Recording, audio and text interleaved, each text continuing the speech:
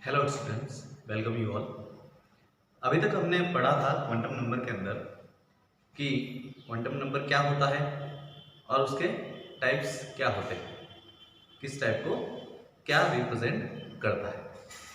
Quantum number atom के size, shape, उसके अंदर उपस्थित इलेक्ट्रॉन्स के ओरिएंटेशन तथा इलेक्ट्रॉन्स के डायरेक्शन को प्रदर्शित करता है।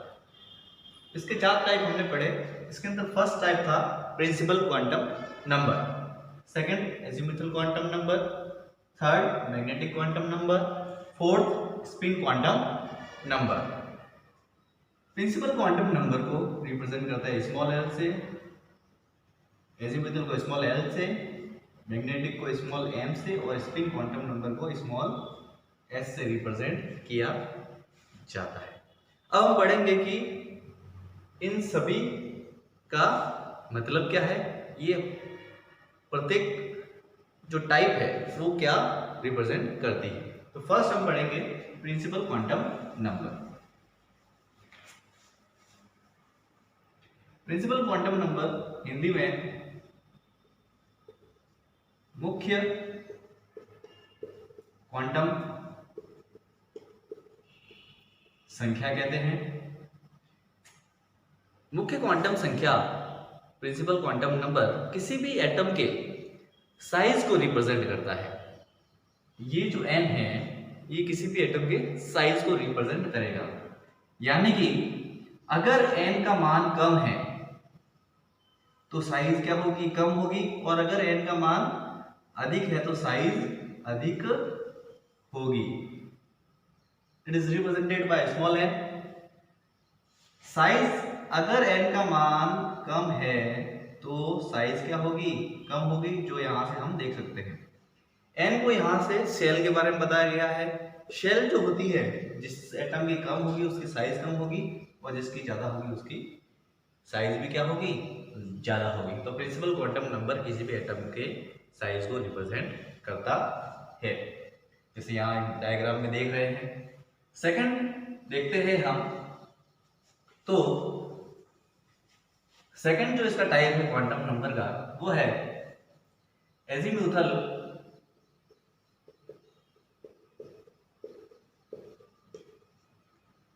दिगंशी क्वांटम संख्या। दिगंशी क्वांटम संख्या स्मॉल एल द्वारा रिप्रेजेंट होता है। स्मॉल एल द्वारा रिप्रेजेंट होता है यहां किसी भी एटम के अंदर उपस्थित उसके ऑर्बिटल्स के शेप को प्रदर्शित करता है। किसको प्रदर्शित करता है, शेप को, यानी आकृति को प्रदर्शित करता है कि उसकी आकृति कैसी होगी। इसके लिए एस, पी, डी, एफ इनकी आकृति को ये प्रदर्शित करता है। इस शो हम बढ़ते जाएंगे, ठीक है। तो एल के लिए इन सब की आकृति क्या क्या होगी। तो जनरली देखते हैं कि एस जो होता है वो स्फेरिकल शेप होता है, पी जो होता है वो डम्बल शेप होता है,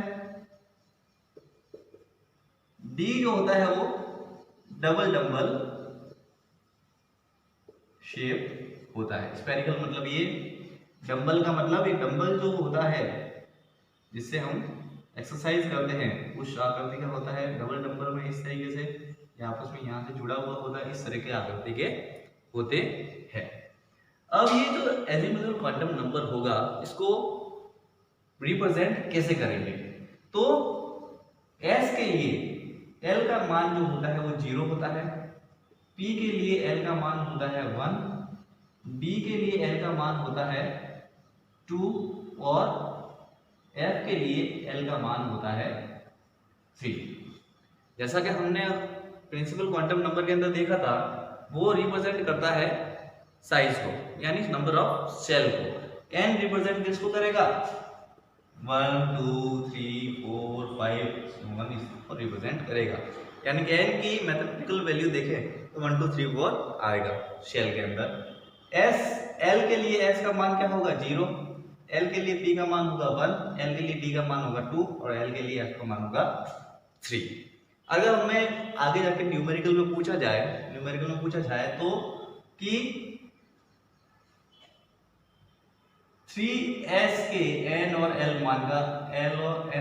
l मान ज्ञात कीजिए, तो 3s का n मान होगा 3 और l के लिए s का मान क्या होता है यहाँ से 0। इस तरीके से हम उसको निकाल सकते हैं, जैसा कि हमने n प्लस l वैल्यू के अंदर देखा था।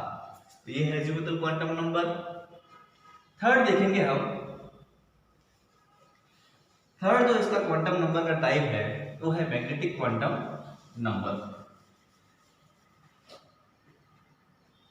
थर्ड वन इज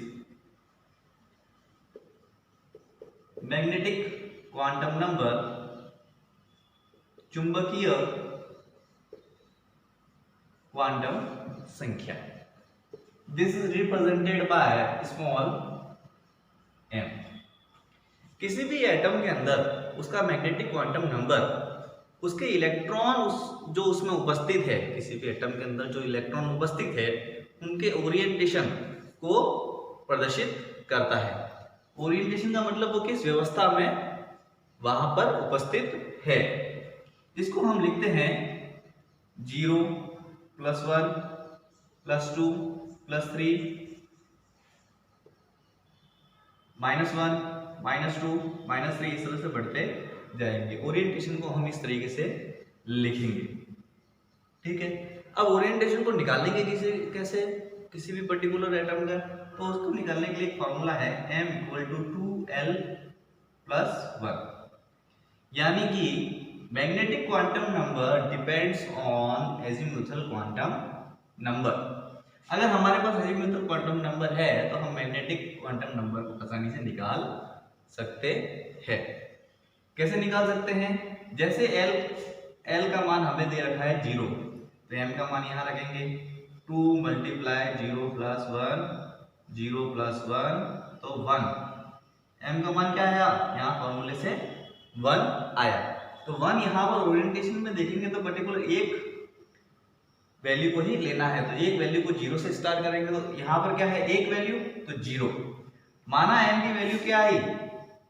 माना m की वैल्यू आई 3 आई, तो 3 में हम लेंगे 0 + 1 -1, ये 3 वैल्यू हो गई। माना m की वैल्यू आई 5, तो 5 के लिए लेंगे हम 0 + 1 -1, 3 वैल्यू हो गई। 0 + 1 + 2 -1 -2 2 4 और 1 5, यानी कि 5 वैल्यू हो गई। m की वैल्यू हमेशा ऑड नंबर में ही प्रदर्शित की जाएगी, आएगी। प्रदर्शित क्या होगी? आएगी ही, वो ऑड नंबर में ही। चाहे आप कोई भी l का कोई भी नंबर ले ले, जैसे मैंने लिया यहाँ पर l = 1। l = 1 लिया तो फॉर्मूले में जैसे यहाँ लगाते हैं हम, तो 2 × 1 + 1, तो 2 + 1 = 3, m = 3। जैसे यहाँ पर l को मैं 2 रखता हूँ, तो m 2l + 1 2 × 2 + 1 4 + 1 = 5। हमेशा m की वैल्यू ऑड नंबर में ही आएगी, जिससे हम आसानी से उसका ओरिएंटेशन पता कर सकते हैं। इलेक्ट्रॉन किस व्यवस्था में पड़ा हुआ है, किस ओरिएंटेशन में है उस पर्टिकुलर शेल के अंदर, कौन बताता है? मैग्नेटिक क्वांटम नंबर बताता है, जिसका फॉर्मूला है depends on azimuthal quantum number. Fourth पर हम जाएंगे। फोर्थ क्वांटम नंबर वो है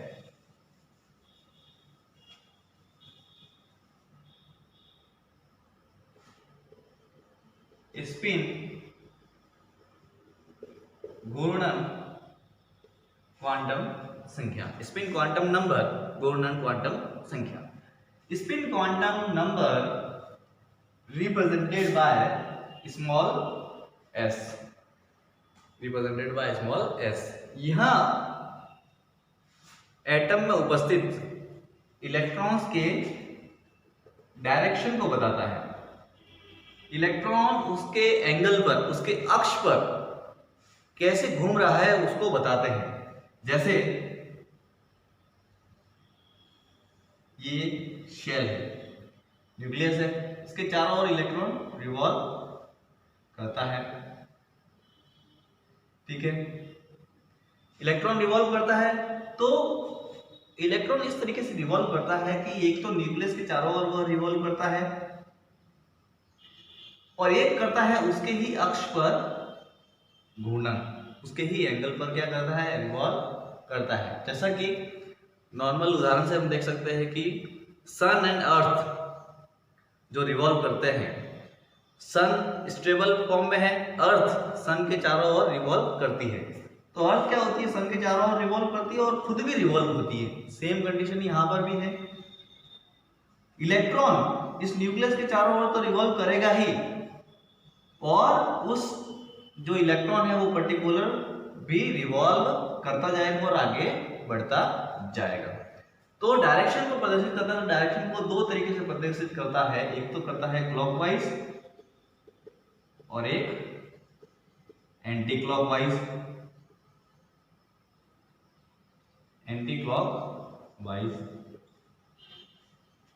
जैसा कि हमने पहले देखा था कि एक ऑर्बिटल के अंदर मैक्सिमम 2 इलेक्ट्रॉन हम भर सकते हैं, 2 से ज्यादा नहीं भर सकते।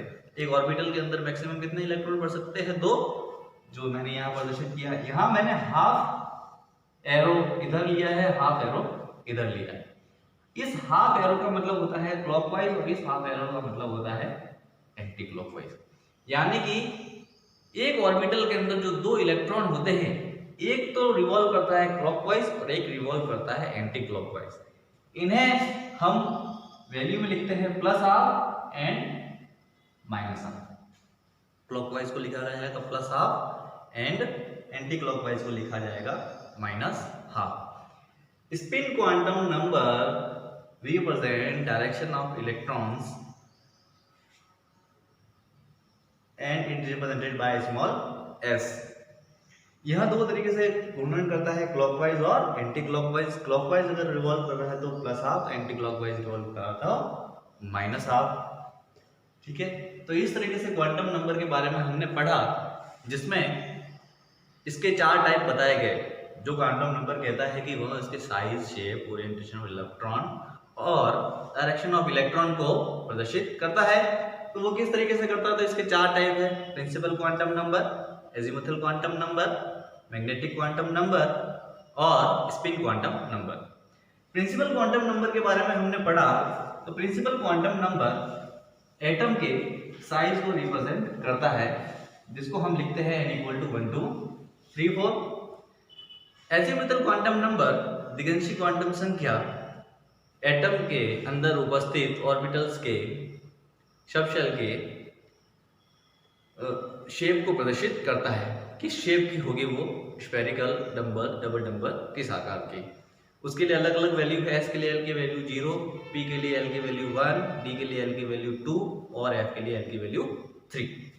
Third one, magnetic quantum number. Magnetic quantum number shell में उपस्थित इलेक्ट्रॉन्स के ओरिएंटेशन को प्रदर्शित करता है, यानी किस व्यवस्था में वो व्यवस्थित है वहां पर।